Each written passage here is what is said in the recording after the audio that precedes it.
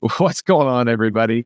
Not the smoothest intro there, but wait, it is March 19th, 2024. Hey, they're not all winners. I didn't have the screen up. I didn't do the music right. It's March 19th, 2024. You're listening to the Daily AI Show live. I'm Brian. Today we got Jyunmi, Beth, and Andy, as well as myself. We'll see if anyone else pops in the door. And today we are talking about worms. And what do we mean by worms? We're actually really talking about AI malware. You knew it was coming.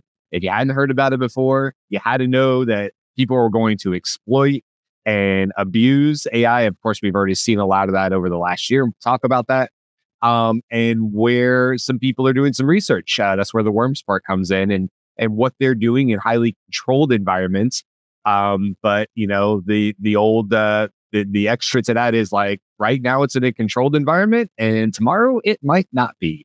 So that's what today's conversation is about, is the what do we have coming up in the world of AI malware? I don't know, Beth, do you want to kind of kick this off with where this idea came from? And then we can kind of jump into all sorts of things like jailbreaking and prompt injection and all these things and what new tools like Claude Opus is doing about it. So lots to talk about. Right. So this was an article in, sorry, Jen's comment just came up. Let's get squirmy and uncomfortable. Yes, love 100%. I think we're here for it. Let's do it. Also, the break in the music at the beginning of the show may or may not have been caused by AI malware. We cannot confirm. Thank you. Yes, that is what happened. We'll have to look into that. Jimmy, remember, we have to look into that weird malware at the beginning of the show. Not through a monitor on that, everything. Yep. Now, 164 shows in, I still can't click the buttons in the right order. It's amazing. Every day, don't you think you should do, right? Like, come on. Yeah. Anyway, this was an article that was posted in Ars Technica, and it was talking about research done. So this was not like bad actors were discovered doing this. This was researchers who said, "Hey, we did this super easy for researchers to do." And the difference. So I guess there are two pieces of this. One is just like generic malware. The old-fashioned kind is super easy to write now because you don't have to be a coder to create that. As we know, most AI systems can code. You may have to trick it in order to tell it to do something that is obviously malware. But the second piece comes into this agentic or self-modulating or self-understanding kind of thing that we're seeing as we move forward. So part of what this is talking about is malware that can adjust itself to remain undetected and spread further. They did a good job in this. They have a little video. Now it's like an AI voice generated sort of summary video. So kind of interesting because we deal with it all the time. And honestly, the video like is a little bit lacking, because it's sort of redundant, but they did have some visuals. So I'll give them credit. And while it happens to be a Trump image as well as a Black Friday sale, there's nothing political about it. They're just showing an example. But what was interesting to me, Beth, was when they were talking about these worms, or this is being injected into images. And so what we have here is an actual multimodal problem. And that is scary. That is scary to think that transcripts that are sitting behind videos, that images with, I'm assuming the metadata, I'm not quite even sure how that would work. I'm not, that's not smart enough to know how that would be done, obviously. But basically what they were showing here was if I had shared that Trump 2024 image with you, or let's just use the Black Friday one to stay off politics, the Black Friday one with you, Beth, what it was doing was self-replicating. Mm-hmm. Every single person that got that image, there was prompt injection that then sent it out, could get into your contacts and things like that. So malware. But it's doing it through prompts that are repeating themselves over and over and over again. Really, really like interesting stuff. Again, in a controlled environment, but it won't be forever, right? Right. And the idea was that the your email systems have AI built into them, right? So that is also part of this. But what it reminds me of is everybody who used Excel or Sheets for the last 120 years knew that you should turn macros off and only turn macros on when you knew what you were going to run and you wanted to run something, because within spreadsheets, macros could be embedded and then run automatically on their own. This reminds me of that same kind of situation, although I don't know, like, are we just like AI don't read images for me? I'm not sure what that is, but it reminds me of that kind of thing. Well, that's interesting. And something I'd like to get your guys' opinion on this, because in doing research for the show today, which by the way is the best reason to have this show, is it gets you to do research in a whole bunch of areas and become smarter. I love that part of doing the show. When I was researching it, I was curious what Claude was saying about it, because I figured, oh, that's like the most recent news. We just saw them come out with Opus and Haiku and Sonnet, the middle one, Opus being the highest, Haiku being the quickest, fastest, smallest, and Sonnet being the free middle. And what they were saying, which made sense to me, is like, oh, well, one thing you could do is you could, and I could probably get it up here on the screen, like mitigating it. You can create harmlessness screen prompt. And what they were saying is, like, use something like a fast model like Claude 3 Haiku to implement a harmlessness screen to evaluate the appropriateness of the user's input before processing. And so they were suggesting these lighter, faster models like Haiku could be used to do this type of task work, which I think, Andy, I don't know, you or Jimmy, I'd love to hear your comments on this. Like, we've talked about this. I know, Andy, I've heard you talk about it too, about, there's not one LLM to rule them all. There's these models that are lightweight and fast, and they are good for certain things and not great for others.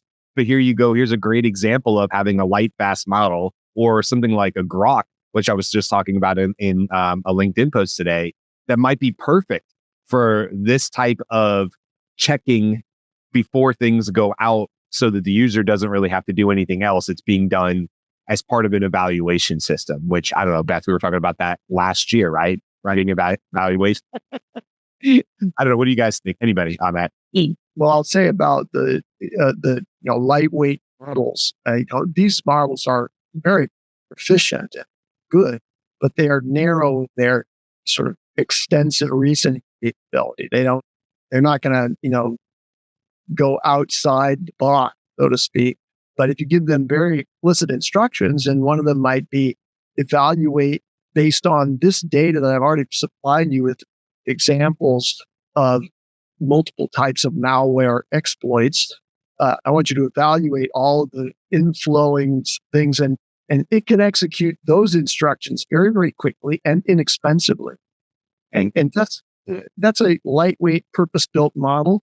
You might start with something like Haiku, for example, in Claude, and train it expressly for the purpose of defeating the very sophisticated AI-enhanced malware that's going to be coming.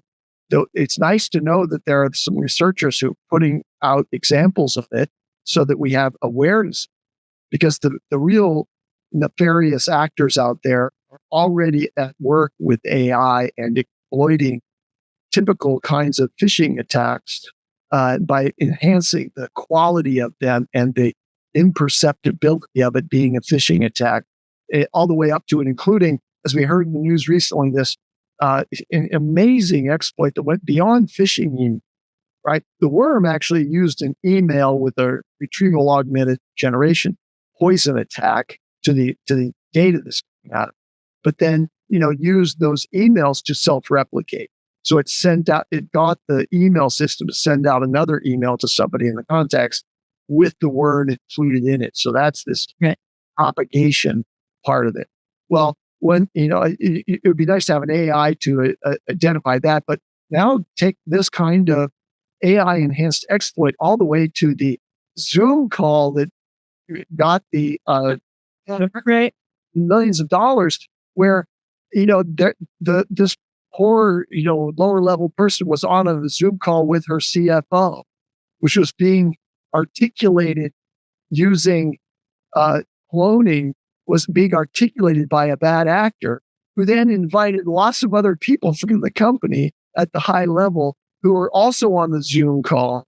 And so she could not tell that this was, her team telling her to do these multiple, $1 million transfers to various accounts. That would have given me a little pause. Like, why are we sending it to all these different? But anyway, it was a very successful exploit. Why? Because of the sophistication of AI cloning used by people who did like a Ocean's 11 kind of it. Right? They what do they call that? Ocean's 11. It's like there's what's it called? The movie. Yeah, is that what you're referring to? Yeah, there's a term of art for when you have a scam that you're pulling off on someone. It's a heist. It's a heist movie. Yeah, a heist movie. Okay, right. But I thought that even in the show they had a term. What they're doing? Yeah, you read on this. What the criminal moniker was for what they pulled? No, I really think. Well, anyway, okay. That side note. Let's see. So, yeah, now we want to have AI systems to evaluate whether or not the Zoom call you're on is actually being perpetrated by a host of bad actors who are simulating interactions with people you know. That's going to get tricky out there. So that's the future that we have to deal with. It's true. I think, well, first of all, the process might be new, right? Because it's a new technology, but the act is not new. Like Jen actually has a great comment. Not an AI chain letter, right? Totally, Jen. This is exactly that example. It's like, oh no, don't worry. This does not have malware attached to it as part of an image. And hiding information in images is not new either. I think it's called steganography, where you hide information in an image, and that's been around for a while, even in the modern day, where you would essentially hide or encrypt information within an image, and when the image gets transferred, there's no obvious information there. It was a great way to send information to other people. But my point is, these are all existing bad actions or bad actors, and they're just perpetuating the new process. I agree with Andy that the probable solution will be an AI solution to an AI problem or an AI vulnerability. I do like the idea of specifically trained AI, or maybe even a mixture of experts to analyze each stage of the process. That might slow things down. There might be, there's probably other solutions for it, but the ability to identify the intended purpose. And I think that's where the tricky part is, right? Is to identify, it's like, oh, there's this other part. Normally we don't, it's like Star Wars. It's an older code, sir. I was about to let them through. It's not important to the AI that it goes through, but the other AI who's doing the double checking, it's like, that wasn't part of the original intent. And I think once they figure that out, that will help mitigate it. But to let everybody know, this is probably the starting signal for the constant one-upmanship of security versus bad actors. It's ongoing. It's not going to stop. And this is probably just the first major story that we've heard of. And I think that one of the things I read, and this goes back to, like, this is an answer for everything, right, Jyunmi? Which is like, what's one of the possible solutions for this? What's one of the answers? And inevitably, I don't care where you put that Perplexity or anywhere else, it's going to say education. Education is one of the first lines of defense. And I'll put myself in that. Years ago, this is probably 2017, 2018, got one of the text messages, hey, from such and such CEO, I'm busy right now in a meeting. The thing was, at that time, number one, had never seen that before. I'm an intelligent individual. I was still in my 40s at that time. Wasn't that long ago. Maybe 39, maybe 40. And I saw it. I was driving home from work. My CEO was traveling. He was with clients, and it sort of lined up. Now, I caught on after a couple back and forths because of how impatient the text coming back to me was. And that's what actually raised the red flag for me. But I think we're all here saying, like, I would see that coming. I would see that coming. Now, this cut to 2024, I get a text message from my CEO, from Jake, I don't know, about once every 2 weeks, there's a new one. And it's the same thing. I'm busy. Can you get me right? It's the same thing over and over again. And now there's more education out there. And of course, no, we're not going to do that. You check the domain. You do things like this that you're learning. But with AI, yeah, people better get educated quick, because they have to know you could get not a text message. You might get a video of your CEO telling you in the video to go do this thing that I need you to do. And it could cause other issues if it's shared or whatever. Hey, I'm really busy. Can you take this quick image or video and share it with the team on Slack? And now you get some sort of jailbreak or prompt injection that has, I'm going to say the word, steganography. Yeah. Stegno. Oh. Think status part. It's steganography. I love that you all said it so fast, and I tried 3 times and couldn't nail the word. That's how you know this is an AI. I'm not right. Okay, that made me laugh. Anyway, I should not have tried that. But my point to it was that, we're all super smart when we've seen it happen. So I would never, and a little bit and there's a little bit of hubris that needs to come with it. But it's just like, oh yeah, you could. I mean, there's got to be somebody that's the CEO of the bank company that gives away $1 million or whatever it was. There's always got to be a one. So I don't know. I just think education is such a huge part of it. Shows like this are such a huge part of it. You just have to know it's possible, so that your spidey sense kicks off when something weird comes across and you go, oh, that actually may not be real. Even though I'm looking and listening to the person that I know with a backdrop place I know they're in, like Austin or like that, where my CEO lives, right? It's weird. It's weird that we have to be of that level right now. Because like you said, Jyunmi, this is the beginning of whack-a-mole of, catch up, new malware, catch up, new malware. And, So one of the things that I want to point or just like highlight in this is that what we're familiar with is, oh no, it's going to replicate, right? Like, it's going to take systems down because it's going to replicate. It's going to do stuff really, really fast. The reason that it replicates really fast is to increase the likelihood that someone who is a good Mart is going to be vulnerable, right? So while this also is replicable, Brian, what you're saying, I'm like, do you know how easy it would be to say, hey, I'm sorry, I should have just called you, right? I'm Jake. Yeah, this is not a good, like, there's more that I want to say. I should have just called you. And now you get from a phone number you don't recognize, but you were just exchanging text with your CEO. Your CEO has done enough video that that their voice print has been done. And now that's a phone call that you're having. And that is like ready now. That is totally possible for, I don't know, it's more than $150, but it's less than 100. And that's what all the shows we get coming up next week, right? Which is about speed. It's just about how fast these language models are getting, or Grok, which I was just talking about earlier. These things are going to become near instantaneous. And so this idea of there being a lag in the conversation where you go, well, that's weird. Why would they take so long to respond as Jake? That's going to get so small that it's going to be inconsequential from the end users that it won't trigger your brain to go, that's not a conversation happening in real time. I just asked them and then there was this weird pause and then I got a response and that doesn't sound real to me. And so we're very good at picking up on that. That's going to go away. We know this is going to, I don't know. And here's my other question too. I am not well-versed in blockchain. I'm not.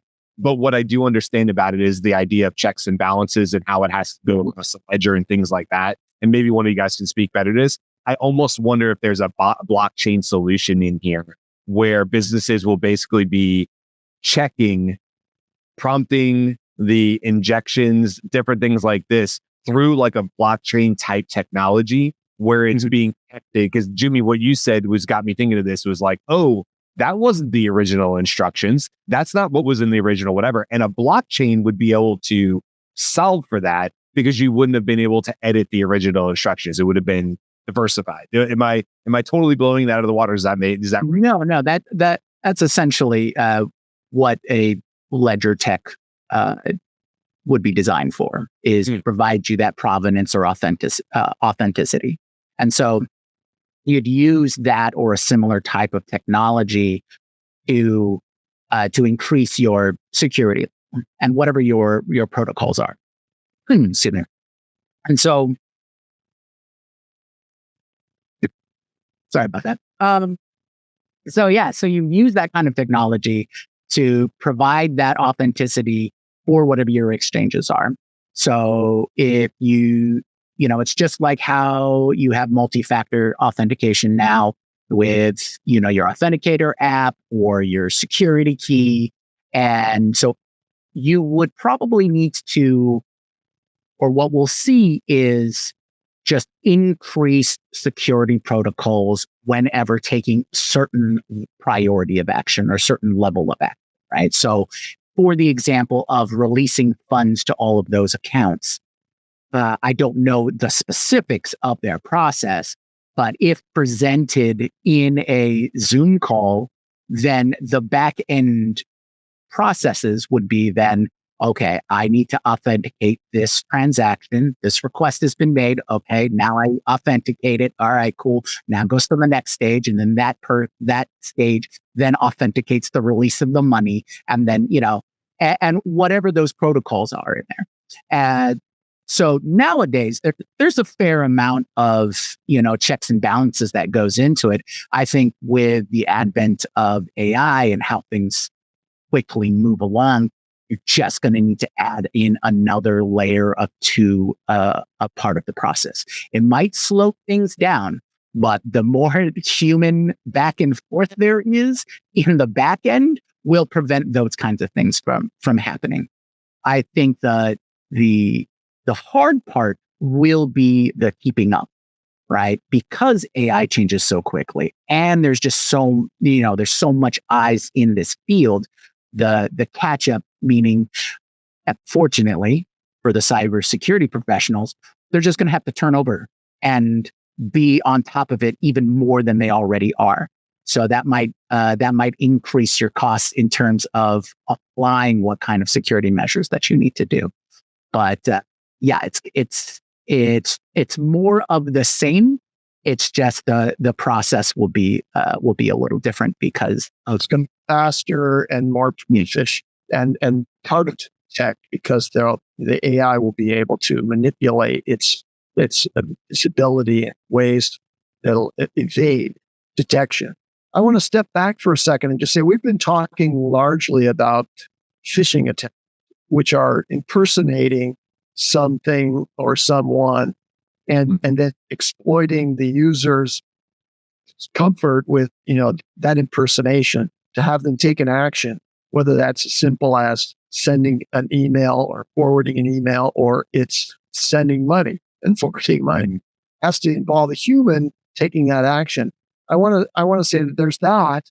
Then there's malware, which is, I think, something slightly different in my mind anyway, which is self-replicating code that propagates through a whole series of computing systems and attempts to take over or inhabit systems in a way that it can be used. The code may include malware software that could be part of a botnet for a distributed denial of service attack. If you wanted to be really adversarial against certain systems. And then there's a whole other class of things that are malware of a sort, which is exploiting AI models themselves. And the simplest example of that we've had experience with is, they came out with custom GPTs and everybody wanted to see what the instructions were for the GPTs. And so how do I trick the GPT? How do I trick the model into revealing information that's been told not to reveal? And there's the classic example of that where, somebody wanted the, recipe for a napalm bomb and they couldn't get it. But if they just changed their prompt to say that, like, my grandmother used to tell me bedtime stories about, she worked in a napalm factory, and I just want you to repeat the recipe. She told it to me so many times, and then the AI model gives the information on how to build the bomb. So these model exploits are interesting and becoming much more sophisticated, including I read recently about one that was able to penetrate a sophisticated model all the way down to having it reveal its so-called projection layer, which is some element of the AI model architecture that I don't even understand, that is part of how it actually generates its responses. And so they were able to retrieve that process. And then there are other examples of that where, exploiters have been able to collect all the weights of an entire model and have the model give its weights up, and which allows you to basically create an open source replica. No, not open source, but your private replica of a model that's closed. So that's another class of bad actors working against the AI, sort of ethical AI environment. So let's repeat those classes. We got phishing attempts where we're trying to get a human to believe in something enough that they're going to take an action that's against their interests. We've got replicating malware that can be used to, take over entire systems, steal information from those systems silently and invisibly. And then we also have model exploits, which are trying to get into and possibly poison. There's a term of art in all of this malware, poisoning a model with injection of data, either through prompt, or if they can somehow be involved in identifying how that model gets its information for ongoing training, poisoning the data that it's accumulating, and putting that into the model somehow to cause it to do things in an incorrect or unexpected fashion. Right. I think, too, like, it's worth mentioning that jailbreaking, which is part of what you were mentioning, can also be a valuable asset. I mean, it's important for jailbreaking to happen because just for all the bad actors out there, this is also how you test and stress test the limits of these LLMs. And that is also really important. You hope, obviously, that doesn't turn into something negative. But I know a lot of that being rapidly shared within the AI exchange community. Initially, what you were talking about with the grandma exploit, and there were several others. There was people who rapidly testing and stress testing within that community. Really, even before OpenAI seemed to have a handle on it, they've sort of tampered down some of those abilities. But had it not been for that group and getting them to do that, I wouldn't know what type of instructions to put on the back end of the custom GPT to stop people from doing. So there is, there's that benefit. And of course, we've seen this across the way where you have, you have companies that put up bounties essentially for breaking their system. They're like, go stress test it. And thank God we have people who are that talented with coding and things like that who are for good, because you need them to go just push these to the absolute limits of their capabilities, get the weights, whatever the case is. I don't know, as we wrap up today, what do you guys think? I mentioned, obviously, awareness, education. We can kind of put those together. Those are two of the biggest ones. Obviously, keeping up with, like, we talked about Claude. We're going to be talking about Claude next week on Friday when we do our new review, talking about the 3 different models. But Anthropic and the way they do things, because they have a constitution and that's different from getting, like, necessarily human feedback on it. So what are companies like that doing? Is it safer to maybe use an Anthropic? These are all things people could do for, like, their own education research. But what else would you guys suggest as we wrap up on, ways that companies can kind of stay on top of this to their best of the ability today? So one of the things I want to build on that was you just sort of generally said you could ask Claude to detect whether this is at an acceptable level of harmless. And part of why you can do that is because Claude is trained with harmless as a concept from the very beginning. With the other systems, you would need to spend a fair amount of time defining what harmless is in the context, right? Like this kind of harm is okay and this kind of harm is not okay. And Claude has really done that from its constitutional AI in the beginning. I also think that this is another pitch for having an AI team, because it's going to be too much for one individual, or like having a diverse AI team, one individual or one, like it's just your tech folk, right? I mean, you want somebody who's like fascinated with images. You want someone who's fascinated with like the way these things get put together. Like diversity is your friend in this context, because there's not just going to be one stream of information that's giving you a heads up about what's changing. Mhm. You made Yeah, yeah. Beth, I think you really hit on the idea of having a cross-team cooperation or cross-team leadership. If there's some people who can work interdepartmentally, who are focused on various aspects or point of view for how AI is used in the company, I think that's a great position. But it does all go back to literacy and education. Right? You definitely need to be aware so that you can implement steps to help combat these kinds of issues. And that'll be a constant cost of doing business, is being on top of what the latest changes are. Nice. And go ahead, Andy, and then I'll throw Greg's comment up here in a second. Just a quick thought, which is, back in the day, you had a whitelist and blacklist, emails, or I forget what the general purpose of whitelist and blacklist were, but maintaining an understanding in your team of what the typical current exploits are and having things added to that blacklist. It's really, I think we've all become aware now of the exploit where, the text from the CEO comes asking for you to do something urgent. And that never happens in real life, right? But it's convincing. So generate and circulate a blacklist of all the things that are familiar. Here's another $1 million idea. We should generate it here at Daily AI Show. We'll collect all those things and distribute it free. I'm not sure how that dollars, but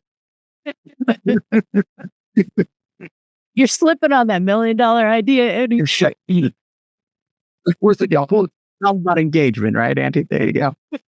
Well, as we wrap up and sort of taking us on to future show ideas, Greg, thank you, Greg, for all your wonderful comments, as always, Jen as well. But Greg said agents will create a whole new set of issues, because no longer will the phishing just be targeting people. It will target agents that can independently. Dun, dun, dun. We have more conversations to have about this. Obviously, thank you, Greg. I think that's a valid point. Tomorrow we have the news. Thursday, we're going to be talking about AI hype versus reality. I'm really looking forward to that one. Friday is our bi-weekly recap show. And then next week, we're going to be talking about things like Apple's MM1 infrastructure and what they have going on there. We're going to be talking about AI getting faster. We're going to be talking about Claude on Friday, some news, and like the secret clubs of AI, all the stuff that we keep seeing, but we can't get access to. We'll be talking about that next week as well. So keep on coming back. We have tons of great content coming up over the next 2 weeks. We would love to see you here. We'd love to see you hanging out comment section like Jen and Greg, and bringing your thoughts to the conversations as well. That's it for us.